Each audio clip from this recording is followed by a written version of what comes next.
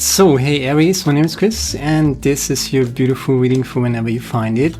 It's not time specific, it's kind of not even sign specific, so you can watch these readings for sun, moon, and rising signs. Oops. So whenever you find that, but it's definitively also for Aries, my friend. And I'm not doing the Celtic cross, I'm not dealing, there's the 10 of Pentacles, yeah. That's beautiful. So I'm not doing the Celtic cross, I'm not doing a particular, spread or whatever. I'm just dealing what life might show at us, at you, at any given time frame. So as I said, whenever you find this, there's something in it for you. There's the Wheel of Fortune, right? So destiny calling, right? And what is destiny telling you to do? There's a low-hanging fruit, something you can do, something you can easily check from your list, by the way. And just, the grapes are ripe, the ripes are grape. I always say this, I always mix this up.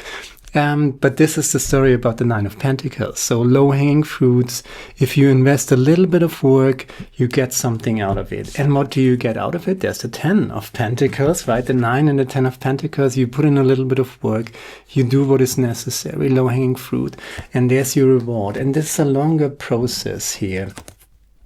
You're really immersing yourself in your own creation. That's the story of the 10 of Pentacles. Can mean that you get out money, putting in the work, 9 of Pentacles, doing the harvest basically, getting your reward. But this is kind of bigger, especially it is combined with the Wheel of Fortune. So maybe you're finding your thing, right? Which keeps giving to you. So it's not just one isolated incident, right? Where you get your harvest and then you get something out of it, but it keeps giving. It is something that is for you, right? And there's the beautiful, I love that a lot, the 9 of Cups, jolly good fellow of the tarot deck, one of my most favorite cards. Then you got the 8 of Cups, 9 of Cups combination, just like you got the 9 and the 10 of Pentacles here, and the that's the Knight of Wands here. So leave behind what no longer serves you. There's kind of leaving something behind, right? Wheel of Fortune is here. I said it's not time specific, but I'm doing this reading in 2026, right? So we're all coming from a huge developmental cycle. I say this again and again because it's so freaking important. And in this year, a new cycle of development is starting. So share, like, subscribe, by the way. Maybe you want to start this cycle with me. You're totally invited, right? Maybe you just want to process and stomach the old cycle. Maybe you're just coming from a big developmental thing. Wheel of Fortune, the wheel is turning, and 2026 is one of these turning point years, basically. So for empathic people, the last 9-10 years were pretty tough, but it seems like, and this is an empath channel, right? So if you're resonating with this channel, you're most likely on the more empathic side, right? So it's turning, and it's turning in our favor as empaths, because this is kind of the time of the rise of the empaths. And there is, sorry, a lot of emotional baggage, right? That we might have accumulated in the last few years, where it was really, really tough to be an empath in a mostly narcissistic driven world. You have to release a lot of this baggage. You have to be kind to yourself. It looks pretty good. You're doing it, you're working it, you're on it, you're crystallizing something out. And that means that you put into practice your ideals and your ideas. So you work on it, something, not relentlessly, not exhausting yourself, but that is also an indication here, joyful creation, right? 9 of Cups, this is a jolly good fellow, a happy fellow. But he's also so happy because he's leaving behind, he's disattaching himself, getting rid of all that emotional baggage that is no longer serving you.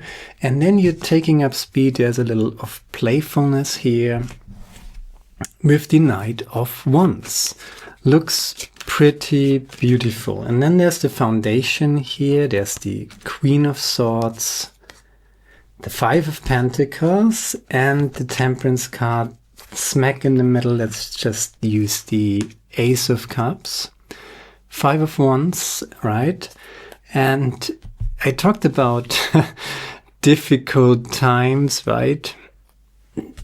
Difficult times, right? The Five of Pentacles is kind of the dark night of the soul. Most likely that's the foundation, so you're coming from that. You went to some sort of dark night of the soul to free yourself. You might have left a lot of toxic things behind. You might have said, no, I'm not up for that. Maybe you've been to narcissistic abuse. That's kind of the past energy where we're coming from, right? Where we have evolved from, and what are we evolving into is here on the top spread. The Ace of Cups is in the center. So whatever happened in the last 9-10 years, it was crucial for your development of your consciousness. You transformed yourself, the Butterfly Queen, right? Queen of Swords with the butterfly crown. She has removed her shackles from her arm, from her wrist actually. So she's no longer a slave. She freed herself, laser focused on what she wanted to create. And what she wanted to create was freedom, independence, independence from toxicity most likely. I said it's an empath channel. So maybe you had a lot of narcissistic, toxic relationships in your life. And when you cut yourself free from that toxicity, that means sometimes people leave your life, right? And the emotional attachment to these people and to these relationships, or what you believe these relationships were, that is still there, right? Even if you kicked someone out of your life, even if you got maybe abandoned by other people, by toxic narcissistic people, it was necessary to free yourself, right? Otherwise, these toxic people would have stayed in your life, and that would have been horrible, right? So it's a blessing in disguise here on the table. Try to see it like that, but what happened, happened. That's the past, right? You found yourself, you found temperance, right? That's very important here. Not going into the extreme, but keeping it in a balance, being a friend to yourself, the center with the Ace of Cups, beautiful energy, self-love ultimately, right? The channel's name is Philautia, right? That's Aristotle's concept of self-love, right? Not being super grandiose and narcissistic about it, totally egoistic about it, I'm the greatest, that's a toxic form of self-love. But the other extreme would be total, nailing yourself to the cross, basically, no offense, right? But, suffering for other people, complete, what's the word? Completely working and living for other people only and giving yourself up completely. That is the other extreme. And we should totally avoid these extremes, not being super grandiose, super egoistic, but not being super altruistic as well. That was the word I was looking for, altruism, right? Egoism and altruism. You can keep them in a balance. You need to love yourself and you need to take care of other people and be responsible with other people, but not to the extent of negating yourself. And then you have to love yourself and respect yourself, but not to the extent of negating other people or relationships with other people. So keeping that in a balance is very important, and it starts with self-love. It starts with respecting yourself. And maybe you coming from a time where that was totally imbalanced, where you were probably with the Queen of Swords, right? Somewhere entangled in some narcissistic. Okay, the Fool wants to come out. Let's just, yeah, that's the Fool. That's the bridge here from this dark night of the soul in the past to self-love. So you learn self-love probably the hard way, but now you learned it, right? In 2026, you can really rely on that. And, you know, create from that self-respect and self-love. There's joyfulness here, there's playfulness here, you know, 9 of Cups, beautiful energy, and all that emotional baggage that you're just still dealing with, right? Trust the universe, you know, leave it behind. And you can, that's so easily said, right? Leave your emotional baggage behind, you know? Yeah, sure, of course. You know, it's not that freaking easy, right? Especially if you went through some narcissistic abuse and dark night of the soul energy here, where you were really fighting, you know? The Queen of Swords is a fighter, right? To restore your balance and to cut yourself free from all this toxicity. There's a new beginning in self-love here. Beautiful energy. Maybe we can have a bridge here. That's the Wheel of Fortune again. My God. That's really, I mean, the Wheel of Fortune kind of connecting the Ace of Cups 2 times than the Wheel of Fortune. So you deserve this, right? You deserve a good life with good people. Yeah, and what I said, leaving behind emotional baggage, right? That sounds so easy, but you can really practically do stuff to make it easier for you. I totally do recommend breath work, right? So if you have negative energy, negative feelings, negative thoughts, right? You can really breathe in 5 seconds, breathe out 10 seconds. Whatever you can do. And I'm not getting tired saying this again and again, right? 5 seconds in, 10 seconds out, right? The out breath should be 2 times the in breath. That's important because you want to release negativity. That's one exercise you can do every day. Do it. If you can do it half an hour every day, you're really cooking. Do that every day. And you're really transforming your consciousness because you're really working with your feelings and with your thought patterns, and you're really taking charge of your own frequency and get it out, right? So you don't need to do 5 in, 10 out. You can do 3 in, 6 out, whatever feels comfortable. But the last out breath, right? You should really press it out. Not that you get dizzy or anything. You should be able to do it for a period of time, right? But the idea is really to breathe deeply and to get all of it out. So that's what you can do to release negativity, right? 8 of Cups energy. That's very important because the more you release negativity and attachment to all that what happened, you can then focus on the 9 of Cups, which is the next step. You release the old baggage, and then there's the 9, from the 8 to the 9 of Cups, just like you go from the 9 to the 10 of Pentacles. There is development here, and things are finally clicking, and you get something out of it. And the key to it is joyful creation and releasing negativity. True breath work, what I just said. You can do meditation, and that's why I put the cards down, the clarifier cards down. There are 2 ways of meditating. You can just sit still, which is very important to, you know, when you release negativity. Usually I do breath work first, and then I do meditation. When you release negativity, you can sit still for, how long can you sit still, right?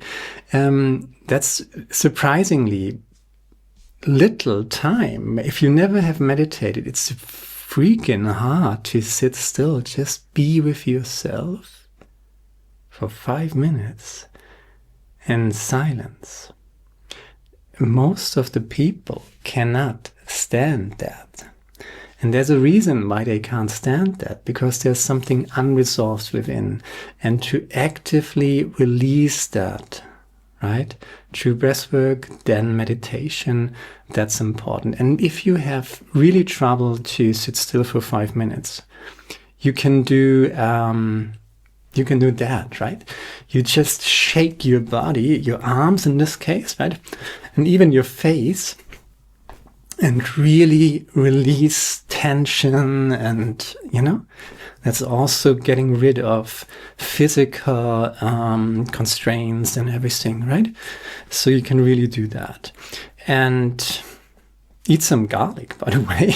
That's super helpful as well, right? It's good for your gut and good for your gut biome and your entire biome, actually, because you're always co-creating with nature, with spirit, right? So that's what you do. And then there's joyful creation. So I do 2 more clarifiers. There is some version of yourself that is just freaking over. Maybe that foolish guy who was the doormat of some sort of narcissist. And then there's the Hierophant. 2 of Swords and 5 of Wands at the bottom of the deck. So, in your playful approach, you might become some sort of wounded healer or Hierophant, right? The Hierophant shows up. You have something to give, but you don't have to make it all about giving. That's the Temperance card here again, with keeping the balance between giving and taking, receiving and giving, right? So if you receive a lot, by all means give something back, help others to build up other people, right? If you can do that. But if you have given a lot, then it's time for you to receive, right? So keep that in a balance and keep that in mind to keep it in a balance, right? The old version of you is gone. You're no longer, it doesn't need to be so hard. It's getting much easier. Everything is much more aligned and tuned to your frequency. That's one advice here. Be aware of the difference between a reaction and a response. There's a lot of sovereignty here. There's a lot of joy and happiness here. You're putting in the work, getting something out. It keeps on giving. The secret to it all is to release negativity, breathwork, meditation, even shaking your body, doing physical exercise, sports, something like that. Meditation and breathwork, do that every day. Treat it like a workout. Honestly, you're completely changing your consciousness and your life in the process. And you're releasing negativity. And the more you release negativity or attachment to your story of what happened and, oh my God, that was so horrible. That narrative, the more you release your emotional attachment to that narrative, the more there is focus on joyful creation without effort. You just playfully, childlike stumble into this, right? We are called to be architects of the future, not its victims. Buckminster Fuller, right? So instead of looking back in anger, look forward in joy and happiness, and always stay in the moment, creating from that here and now abundance. Yeah, the 3 truths inscribed above the Apollon temple. Know thyself, moderation in all, and surety brings ruin. So always be open for the magic that you don't understand, right? We call it magic because we don't understand it, right? Every integrated or not understood functionality is kind of perceived as magic, right? Devas, okay, the Devas are here.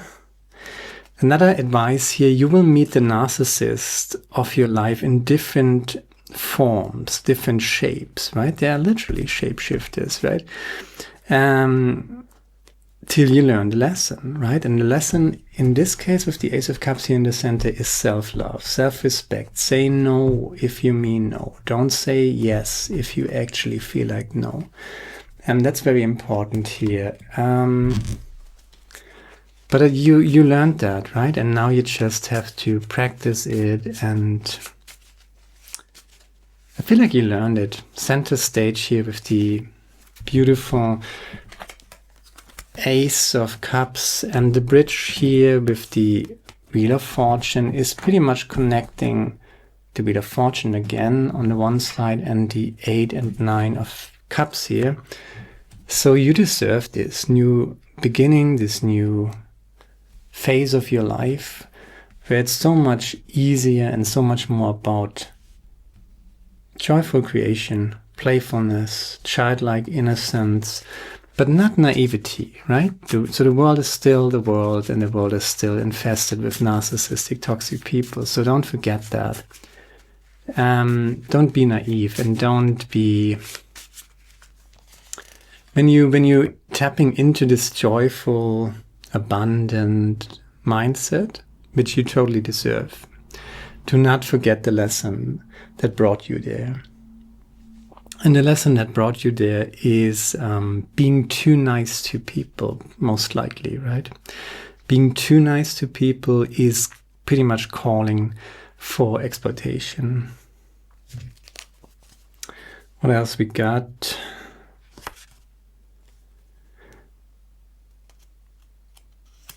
Yeah, do not treat facts like opinion. For whoever needed to hear that. Then I'm doing one blue Angel Oracle deck card. Oh, it's a freaking enlightenment. Look at that. Enlightenment. I'm going to read this to you. Liberation. There's no need to hide behind a persona that you think others will find more acceptable. The real you is far more beautiful. You are not your personality, not your job, qualifications or achievements. You are not your successes or failures or any other earthly thing. Who you are is far more noble and precious than anything you can possibly imagine. And in that way, right, you're liberating yourself from external validation. You're liberating yourself from asking for permission. That's what I'm hearing here with the Queen of Swords. And you went through the Dark Night of the Soul for this. So you really wanted this. You really wanted freedom and independence. You really wanted to free yourself from toxicity. Queen of Swords is all about freeing yourself and unmind-fucking yourself from something that kind of entangled you. And in the process, you liberated yourself from that one-sided version of yourself. Does that make sense? Maybe you have been a complete altruist, right? That was very one-sided because Temperance card, Ace of Cups, that means to keep it in a balance. Not just altruism. Altruism is good, but altruism alone becomes very, very toxic because it will be exploited. You're literally attracting narcissists left and right if you're just going for altruism. So you owe it to yourself. You're a child of the divine, a child of God, right? A child of the universe, whatever you want to call it, too. So you too deserve your love. Love thyself as thy neighbor, love thy neighbor as thyself, right? That goes both ways. So you're part of that, right? So you deserve your own love and compassion as well as other people. If you do it just for other people, you're betraying yourself, and you are also an emanation of the divine, right? That is what people often forget. And of course, if you just make it about yourself, then you're a narcissist, and you're a complete egomaniac, psychopath, whatever. That's one side. Everybody understands that side, right? But it's hard for people to understand that altruism in its extreme is just as toxic as egoism in its extreme. So that one-sidedness. Evil is not on one side. Evil is one-sidedness. And liberating yourself from that one-sidedness means to not just leave behind toxic people that exploited you, but leaving behind a version of yourself that allowed that to happen. And there might still be emotional attachment, and you release that to breath work, right? And to meditation. And there are moments when you just sit there and you can perfectly meditate, and then there are moments you sit there and you sing and then when you say then you do that. And you shake your body, you shake your arms especially. Do that for 5 minutes, honestly. It has an effect. And then you might be able to sit there for as long as you practice, right? Do it half an hour if you can. But you can't just do it like half an hour if you have never done it before. You start with 5 minutes, and you might have, it took me 15 freaking years to go to half an hour every day. So maybe you can do it faster, right? I don't know. But you can't, you should keep it. You don't have to prove anything to anybody, right? You're doing this for yourself. So what else we got? That's the Animal Spirit Oracle. Watch your words. Okay. Parrot Spirit. Yeah, is that for us? Okay. Watch your words. Let's just see what this is all about.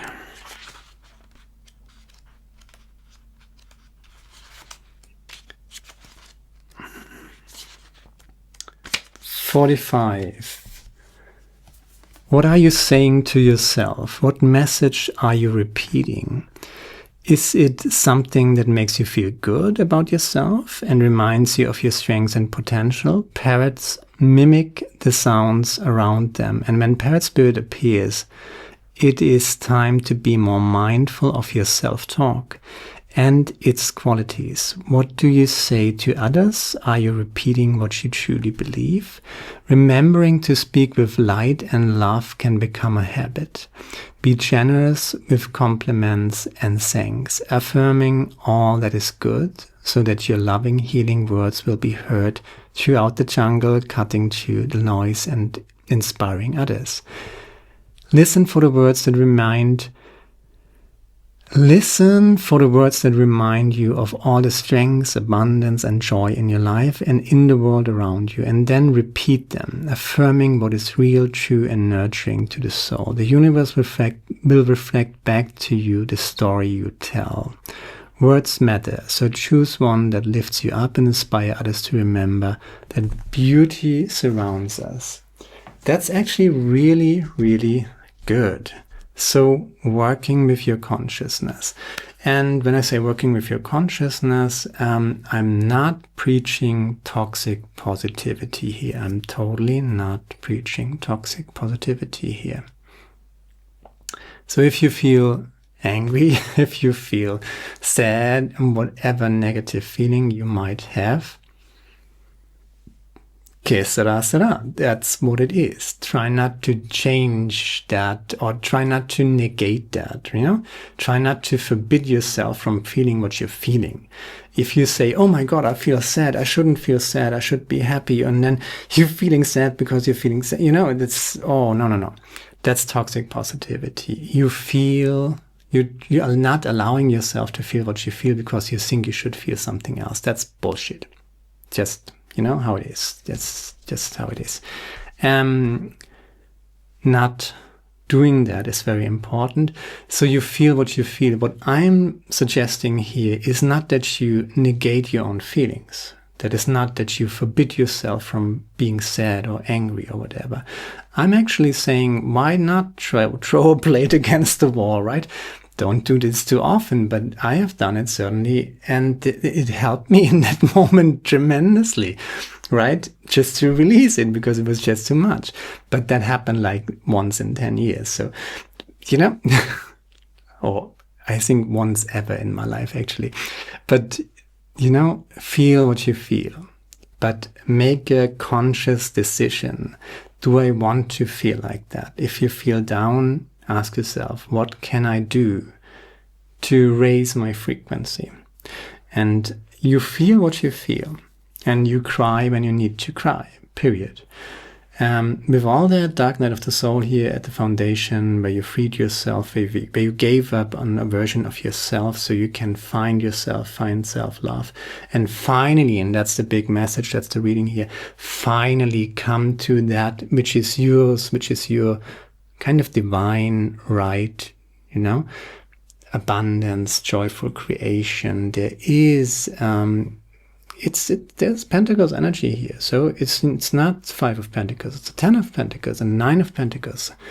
It's joyful creation, it's playfulness. You deserve that. But you had to go through that darker version.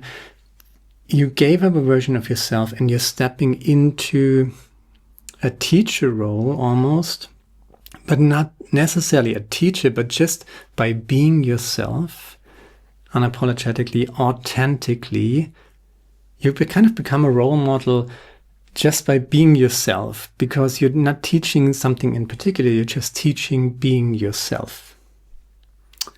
And what was I saying? Yeah, no toxic positivity. If you feel sad, if you feel angry, if you look into the past and you do tell your victim story about, whatever, maybe you're even hateful and revengeful and you think, I'm the poor victim and I should, revenge, happens, right? You're human beings, right? So give yourself space for that, and then ask yourself, do I want to feel like that? Or do I want to concentrate on joyful creation?